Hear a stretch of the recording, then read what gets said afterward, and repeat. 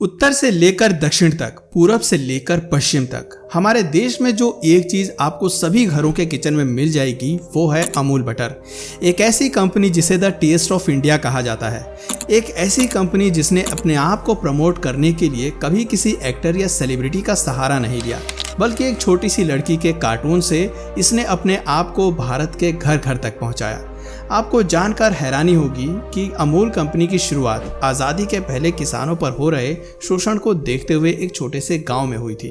कहा जाता है कि अमूल के आते ही हमारा देश दूध के मामले में आत्मनिर्भर बन गया और क्रांति के उस दौर में भारत ने इस फील्ड में भी विदेशी कंपनियों को धूल चटा दी थी। आज अमूल कंपनी के शुरू हुए लगभग 77 साल हो चुके हैं, लेकिन इतने सालों के बाद भी देश के लगभग हर घर में अमूल के प्रोडक्ट्स इस्तेमाल किए जाते हैं। तो चलिए जानते हैं अमूल की ये बेहतरीन कहानी, क्योंकि इसके यहाँ तक पहुँचने की कहानी इसके टैगलाइन की तरह ही अटली बटली है। दोस्तों, अमूल कंपनी की नींव डॉक्टर वर्गीस कुरियन और त्रिभुवन दास भाई पटेल ने मिलकर सन 1946 में गुजरात के आनंद गांव में रखी थी। डॉक्टर वर्गीस कुरियन का जन्म 26 नवंबर 1921 को केरल के कोझिकोड में एक क्रिश्चियन फैमिली में हुआ था।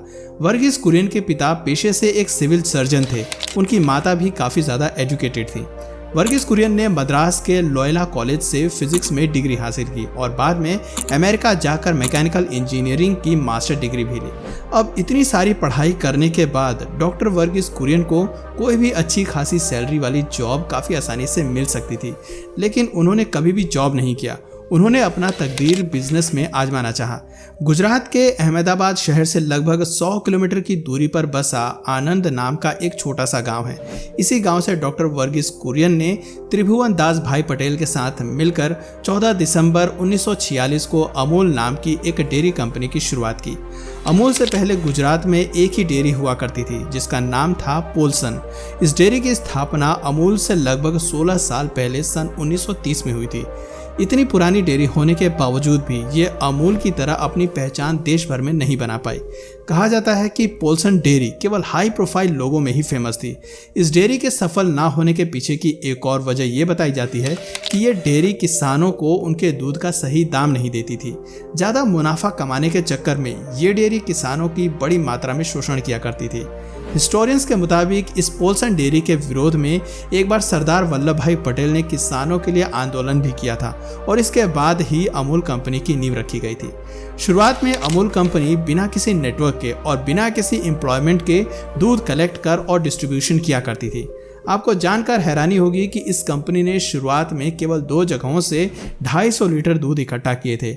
आज अमूल का काम करने का मॉडल काफ़ी सिंपल नज़र आता है। अमूल अपने प्रोडक्ट्स को सिर्फ 3 फेजेज में ही करोड़ों ग्राहकों तक पहुंचाती है। अमूल देश के लाखों गांवों से दूध का कलेक्शन करती है। ऐसा करने के लिए अमूल ने हर गांव में अपने कलेक्टिव कोऑपरेटिव ऑर्गेनाइजेशंस बनाए हुए हैं जो गांवों से रोजाना 2 बार दूध कलेक्ट करते हैं और उसे डिस्ट्रिक्ट लेवल पर बने अमूल के मिल्क स्टोर तक पहुंचा देते हैं।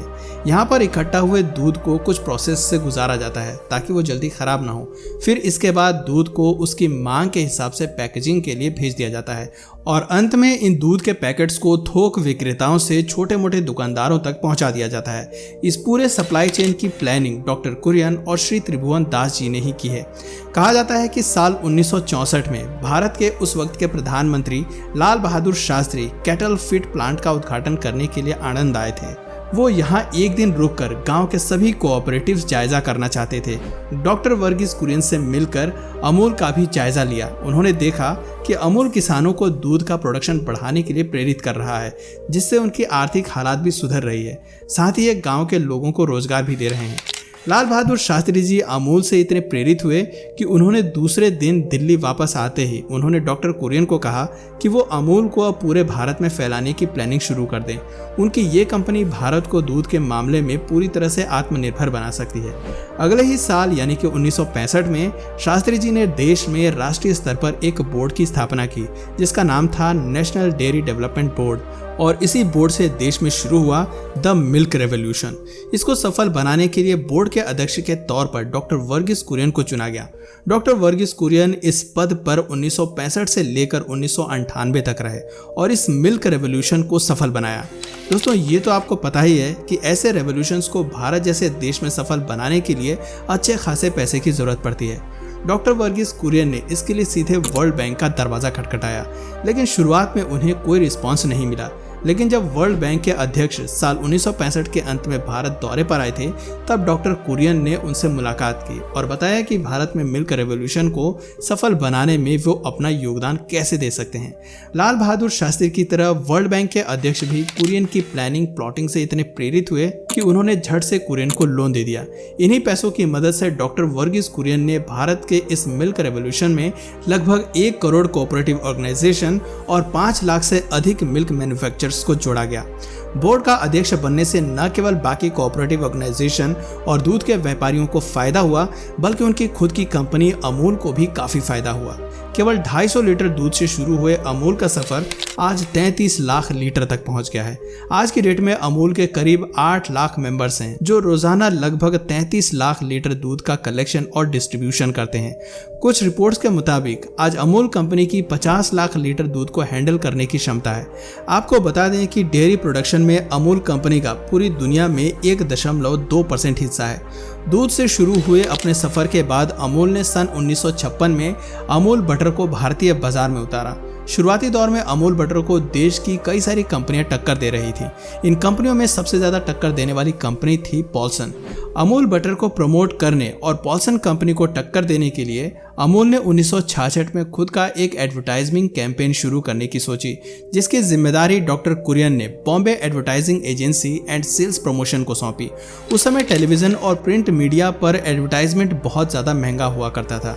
ऐसे में एडवर्टाइजिंग एजेंसी के क्रिएटिव हेड सिल्वेस्टर दुकान्हा ने कम लागत में ज़्यादा किफ़ायती आउटडोर होर्डिंग्स के लिए एड कैंपेन तैयार करने का फैसला किया। उस समय एजेंसी में यूस्टस फर्नांडिस आर्ट डायरेक्टर थे, जिन्होंने सिल्वेस्टर दाकुना के साथ मिलकर अमूल गर्ल को क्रिएट किया। सिल्वेस्टर की पत्नी निशा दाकुना ने अमूल को अटली बटली अमूल टैगलाइन दिया। ये टैगलाइन इंडियन एडवर्टाइजिंग की सबसे मेमोरेबल टैगलाइंस में से एक है।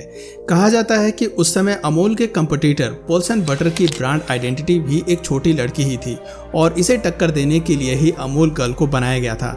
नीले रंग के बाल, सफेद और लाल डॉट फ्रॉक पहनी अमूल गर्ल जल्द ही कंपनी की ब्रांड आइडेंटिटी बन गई और इसकी खास वजह थी टॉपिकल एडवर्टाइजिंग। टॉपिकल एडवर्टाइजिंग का मतलब है करंट न्यूज स्टोरी से जुड़ा एड बनाना। कंपनी आज भी ऐसे ही एड्स बनाती है, जो होती तो वन लाइनर है, लेकिन किसी भी करंट टॉपिक से सीधी तरह लिंक होती है। अमूल ने अपने पहले एड में मुंबई के हॉर्स रेसिंग सीजन में अमूल गर्ल को घोड़े पर बैठा हुआ दिखाया था। अमूल गर्ल के हाथ में ब्रेड थी और लिखा था थ्रू ब्रेड। लगभग 55 सालों से ये अटली बटली अमूल गर्ल अपनी फैन फॉलोइंग को बरकरार रखने में कामयाब रही है। इतनी कि अमूल की ये एड कैंपेन अब तक के सबसे लंबे समय तक चलने वाली कैंपेन के रूप में Guinness book of world records में भी दर्ज की जा चुकी है। ब्रांड को वर्ल्ड वाइड रिकॉग्निशन तब मिली जब एक ब्रिटिश कंपनी ने अभी कुछ साल पहले एक बटर प्रोडक्ट लॉन्च किया और इसे अटली बटली नाम दिया। कहा जाता है कि अमूल अपने एड्स पर अपने रेवेन्यू का 1% से भी कम खर्च करती है और इसके बावजूद भी उनके एड्स का उनको सफल बनाने में सबसे बड़ा हाथ है। आज अमूल दूध और बटर के साथ साथ मिल्क पाउडर, दही, घी, चीज़, पनीर, चॉकलेट जैसे प्रोडक्ट्स पूरे भारत में इस्तेमाल किए जाते हैं। इसके साल भर टर्नओवर की बात की जाए तो ये साल दर साल लगातार बढ़ता ही जा रहा है। अमूल की साल 2016 की कुल आमदनी 11,668 करोड़ रुपए थी, जो साल 2017 में बढ़कर 20,733 करोड़ पर पहुंच गई। साल 2018 में कंपनी ने 29,225 करोड़ रुपए कमाए, तो वहीं साल 2019 में ये 32,960 करोड़ रुपए के ऊपर पहुंच गई। साल 2020 में जहां लॉकडाउन लगने के चलते देश की बाकी कंपनियों की आमदनी घटती नजर आई, वहीं अमूल कंपनी ने इस दौरान भी कुल 29,200 करोड़ रुपए कमाए। तो दोस्तों, ये थी अमूल की पूरी कहानी। आपका सबसे फेवरेट प्रोडक्ट अमूल का कौन सा है, नीचे कमेंट सेक्शन में जरूर बताइए। और अगर इस वीडियो से आपको कुछ नया जानने या सीखने को मिला या फिर इंटरेस्टिंग लगा, तो प्लीज़ इस वीडियो को एक लाइक करके अपने फ्रेंड्स और फैमिली में से ज़रूर शेयर करें।